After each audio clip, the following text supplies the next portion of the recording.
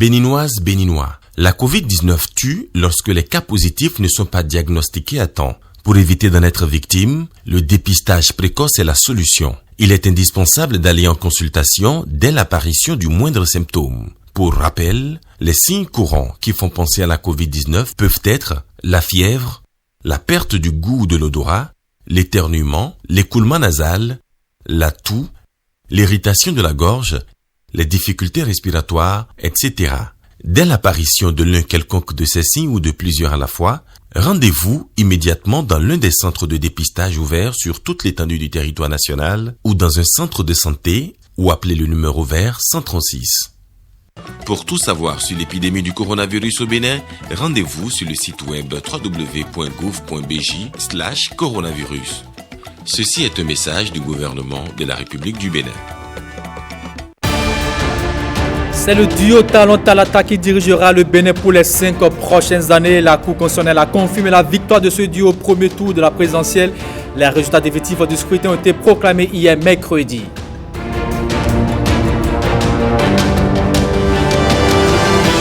La société Agri-Ressources Group et l'Agence de promotion des investissements et des exportations signent un protocole d'accord. Ce acte marque le démarrage des activités de ce groupe au Bénin.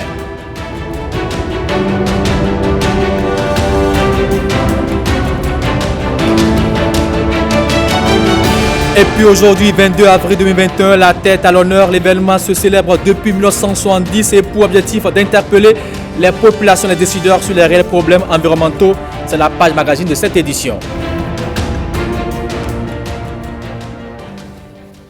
Bonjour à tous et bienvenue dans ce 13h. La Cour constitutionnelle a confirmé dans l'après-midi de ce mercredi la victoire du duo Talon Talata au premier tour de l'élection présidentielle. Aucun recours n'ayant été enregistré. C'est le duo qui dirigera le Bénin pour les 5 prochaines années à venir. Et je vous propose de suivre un extrait du discours de proclamation des résultats définitifs par le président de la Cour suprême, Maître Joseph Dogbenou.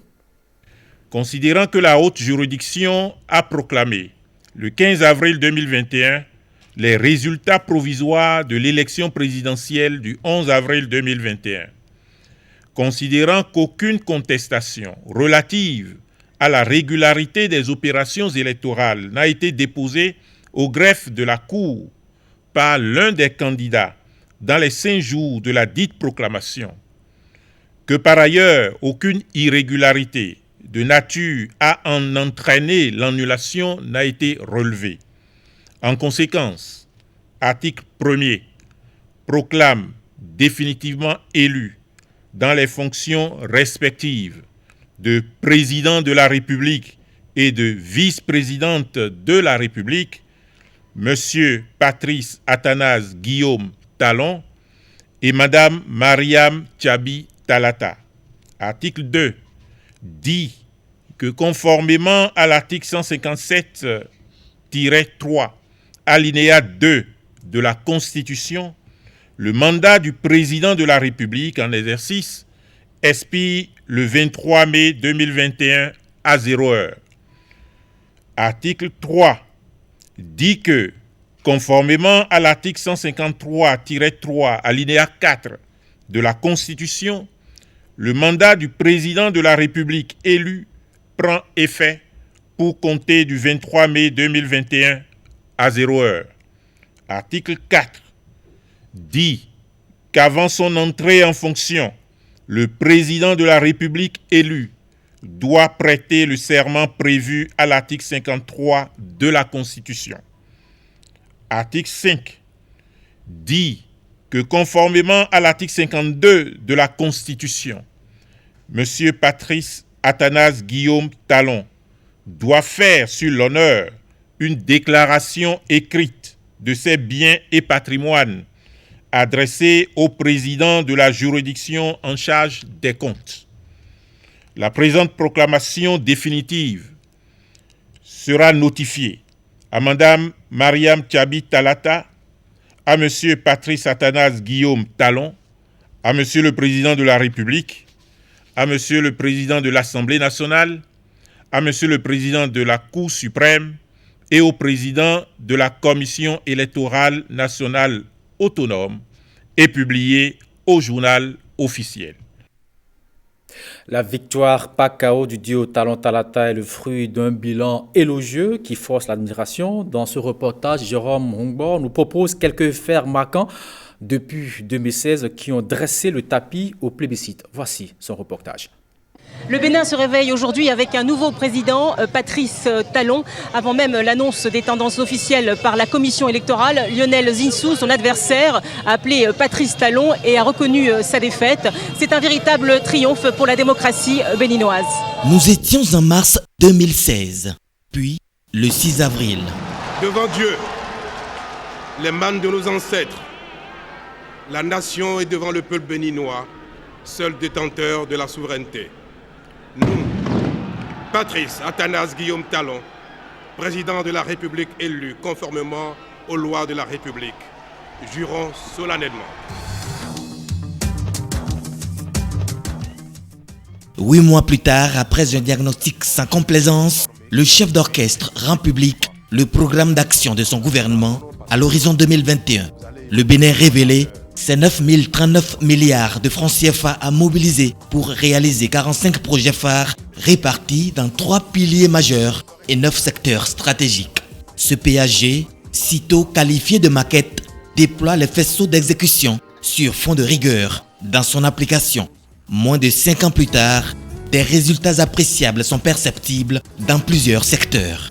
Entre autres, de 6, le Bénin passe désormais à 12 départements. Avec la Cour de répression des infractions économiques et du terrorisme, la corruption connaît des jours sombres au détriment d'une meilleure gestion du denier public. Grâce à la centrale thermique Maria Gleta, le Bénin couvre 50% de ses besoins en énergie électrique à la pointe. De pays très endettés, la terre de Kaba, Biogara et Béanzin est désormais un pays à revenus intermédiaires. Environ 50% des écoles primaires disposent de cantines scolaires. De 451 000 tonnes en 2016, le Bénin est aujourd'hui premier pays africain producteur de l'or blanc avec 728 000 tonnes. Fini les concours frauduleux, tout est désormais au mérite. Une vingtaine de stades omnisports répondant aux normes internationales sont en cours de construction. Une trentaine de marchés modernes vont bientôt améliorer la galerie marchande. Mais le projet le plus révélateur de l'ambition de Patrice Talon pour ses concitoyens est le projet asphaltage et la construction des voies. Morceau choisi, département du Plateau, la route Kétou-Savet et ses bretelles. Monsieur le Président de la République, je ne serai pas capable de vous décrire toute la résonance un peu mythique et mystique de cette route légendaire rêvée par nos ancêtres depuis des siècles.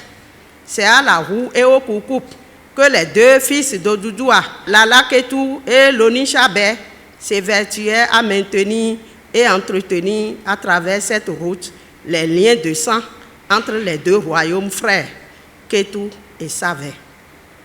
Monsieur le Président de la République, vous êtes définitivement entré dans l'histoire en transformant ce rêve séculaire en réalité palpable. Merci. Merci et merci. Nous étions à une tournée nationale de reddition des comptes où le chef de l'État a expliqué à ses concitoyens les tenants et aboutissants de la dynamique en cours. J'exhorte chacun à être le défenseur, à poursuivre la dynamique, à continuer à renforcer cette bonne gouvernance jusqu'à ce que ça devienne un acquis définitif. Pour ma part, je resterai dans l'action permettant de renforcer la bonne gouvernance. Je serai candidat à cause de ça.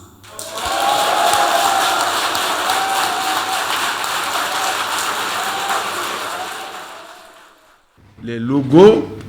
Le processus est déclenché. 5 partis politiques ont soutenu la candidature du duo Talon-Talata. La campagne électorale prend très souvent des airs humoristiques.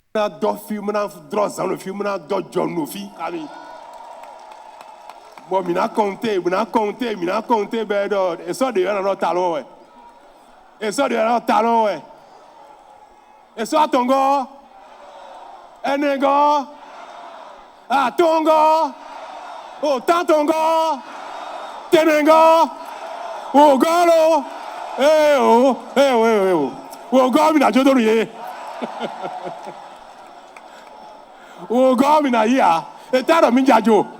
Sans surprise, avec plus de 80% des suffrages exprimés pour un taux de participation de plus de 50%, le duo Talon-Talata est plébiscité après un scrutin historique. Définitivement élu dans les fonctions respectives de président de la République et de vice-présidente de la République, M.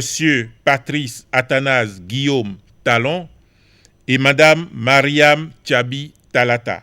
C'est pour toute une première fois dans l'histoire du Bénin qu'on ait organisé des élections présidentielles sans distribuer des sacs de riz et de l'argent aux populations.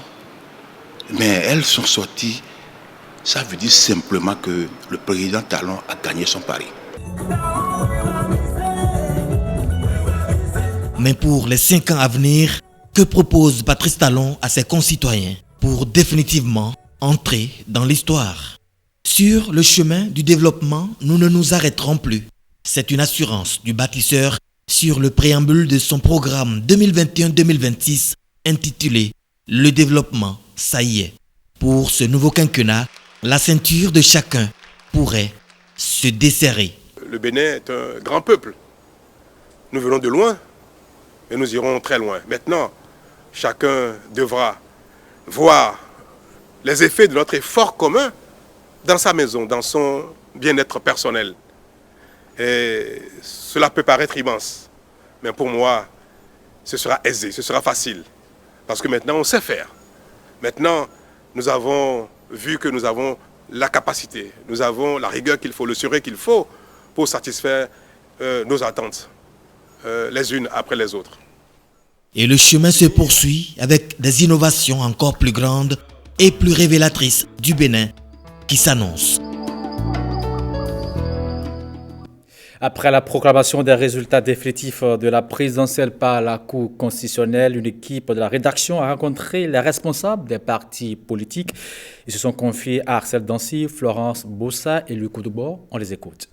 Pour nous, ce mercredi 21 avril 2021 est un grand jour parce qu'il consacre le jour de l'achèvement d'une série de 3 élections auxquelles l'Union progressiste a participé depuis 2019. Pour nous, ce 21 avril 2021 est un grand jour parce que dans l'histoire politique du Bénin, on retiendra que sous le régime des réformes, de la réforme du système partisan, le tout premier duo à s'être porté candidat à une élection présidentielle a été porté vainqueur avec l'accompagnement de l'Union progressiste. D'abord, je suis animé d'un sentiment de grande joie, un sentiment de satisfaction pour avoir accompagné un candidat et que la Cour a déclaré définitivement élu. Donc c'est la joie. Ce soir, nous allons continuer la fête parce que depuis le 11 avril, nous étions en fête.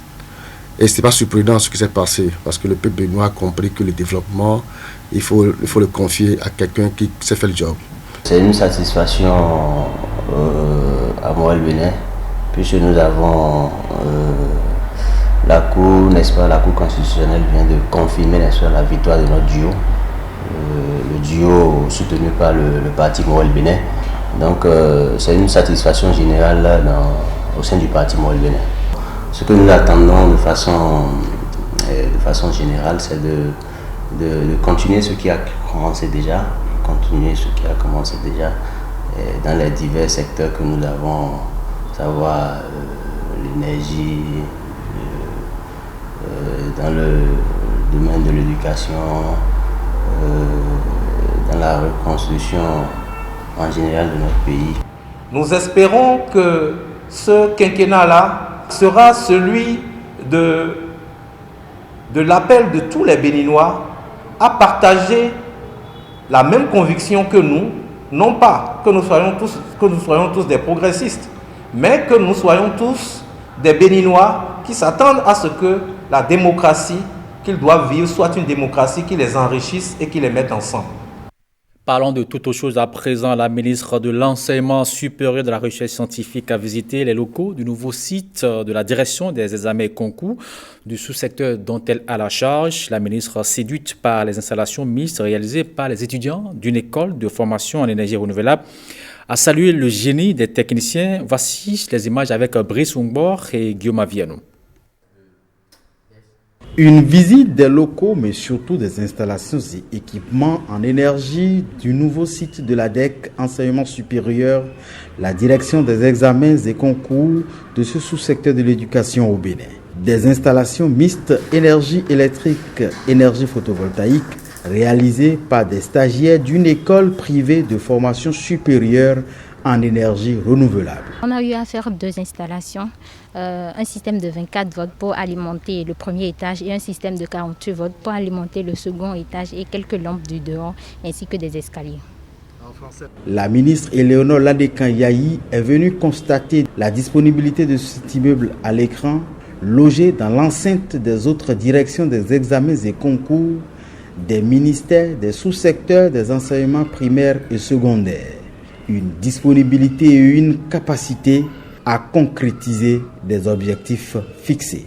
La construction de ce bâtiment répond à un objectif qui est de regrouper les 3 directions des examens et concours pour faciliter la tâche aux usagers, pour mutualiser aussi nos moyens.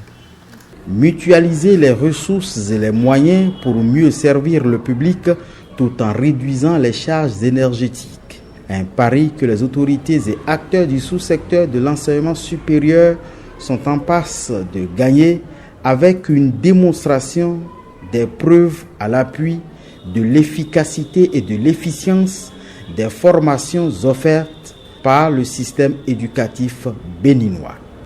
Nos apprenants font de bonnes choses.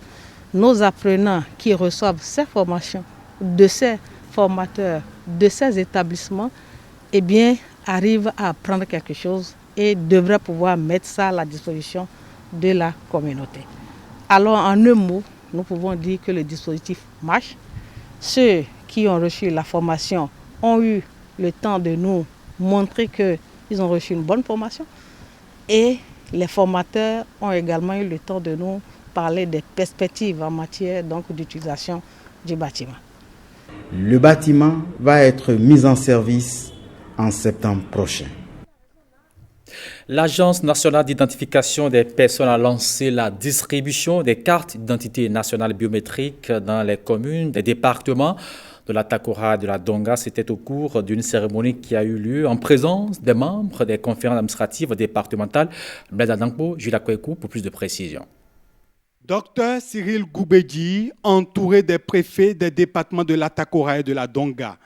Le 2e secrétaire général adjoint du gouvernement et gestionnaire mandataire de l'ANIP, Agence nationale d'identification des personnes, est présent à la conférence administrative départementale conjointe des 2 préfectures avec un objectif précis. Pour donner suite aux demandes faites par des requérants, des citoyens ressortissants de ces 2 départements quant à un produit adulé aujourd'hui, un produit qui affirme la citoyenneté, je voudrais parler de la carte nationale d'identité biométrique. Et pour joindre l'acte à la parole, Aroyon Mathias, Tidjani Radatou et Zachary Abdoulaye reçoivent leur carte d'identité nationale biométrique des mains des différentes autorités présentes. À leur suite, c'est plus de 1000 bénéficiaires qui vont entrer en possession de leur sésame.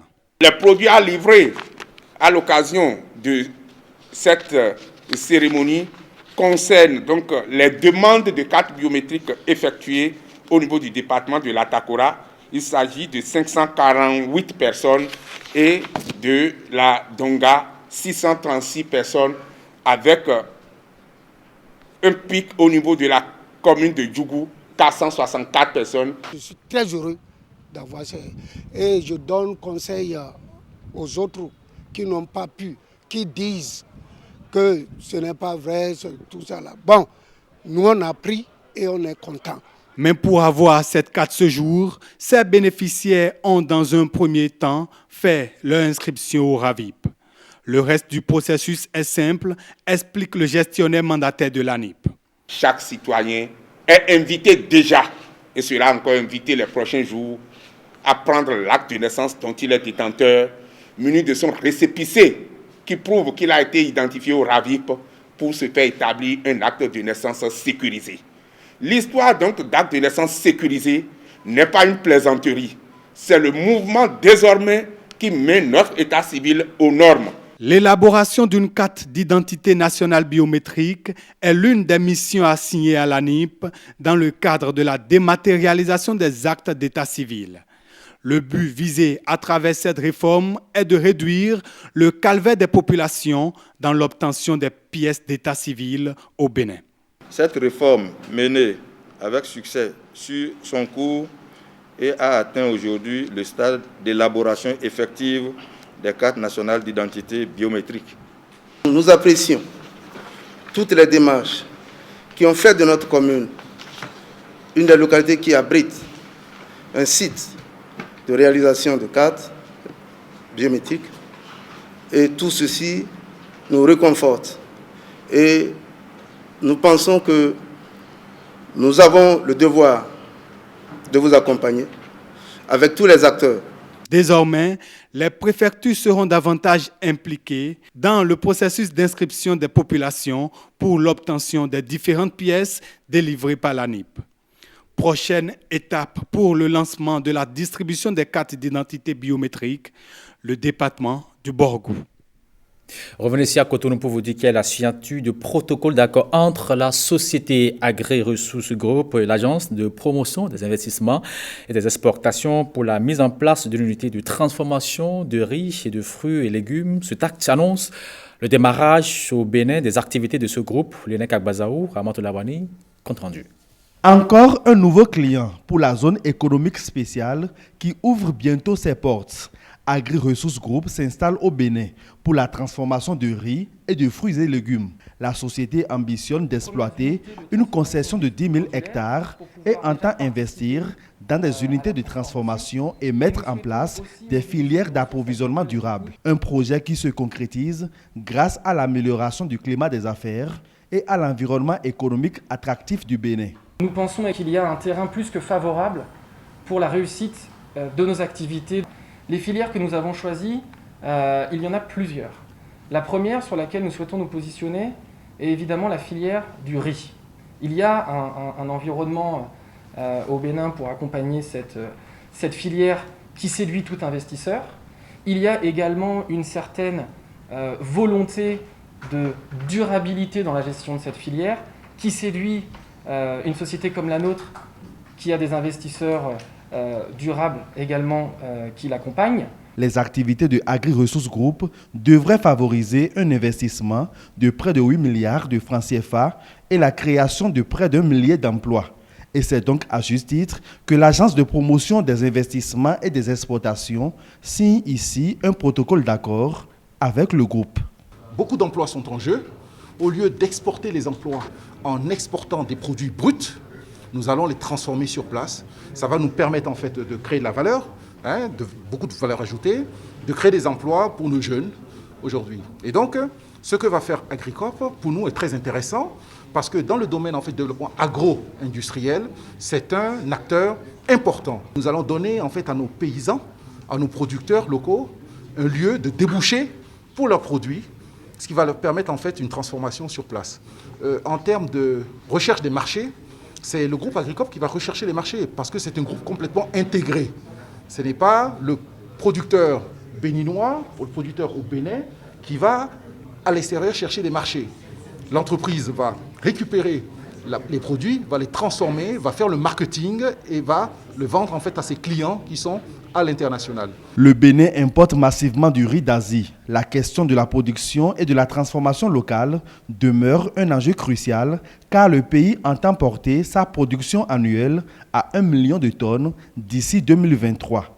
Nous allons avoir en fait un déploiement modulaire en fait de Agricorp sur le territoire national avec des unités de transformation, donc des usines qui seront au plus près possible des lieux de production de riz.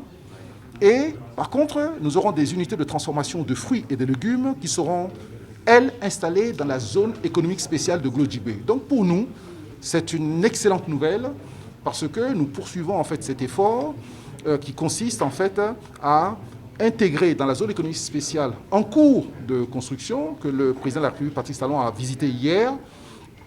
Nous poursuivons en fait cette politique qui va nous permettre au Bénin de devenir un lieu en fait de transformation et de création en fait de production agricole. La Banque internationale pour l'industrie et le commerce est le partenaire financier du projet. C'est une banque qui appartient au gouvernement et notre mission c'est de suivre et accompagner et soutenir toutes les initiatives de développement industriel, agricole, agroalimentaire du pays. Le gouvernement de Patrice Talon entend faire de la zone économique spéciale un véritable pôle de développement industriel. Avec l'installation de Agri-Ressources Group, toute une chaîne de valeur intégrée sera créée et plusieurs produits agricoles développés, vecteurs de l'autosuffisance alimentaire du Bénin. Page magazine de cette édition, ce jour 22 avril, c'est le jour de l'année consacré à la terre nourricière. C'est un événement célébré à travers le monde pour appeler l'attention des populations, mais aussi des décideurs sur les réels dangers auxquels la terre est exposée. Ariane Da Silva, reportage. On n'a jamais fêté la journée mondiale de la terre. Et pourtant, cette journée a été célébrée pour la toute première fois le 22 avril 1970. Une journée en faveur de la terre pour interpeller les populations, mais aussi les pouvoirs publics sur les problèmes environnementaux. Plus de 50 ans après, l'objectif reste le même, appeler à une prise de conscience collective. Une journée en faveur de la terre, c'est pour nous rappeler son importance pour la vie, même sur terre.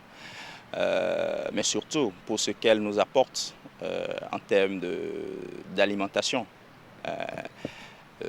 L'air, l'eau, tout cela on retrouve ça sur la terre et on devrait prendre conscience de son état de santé.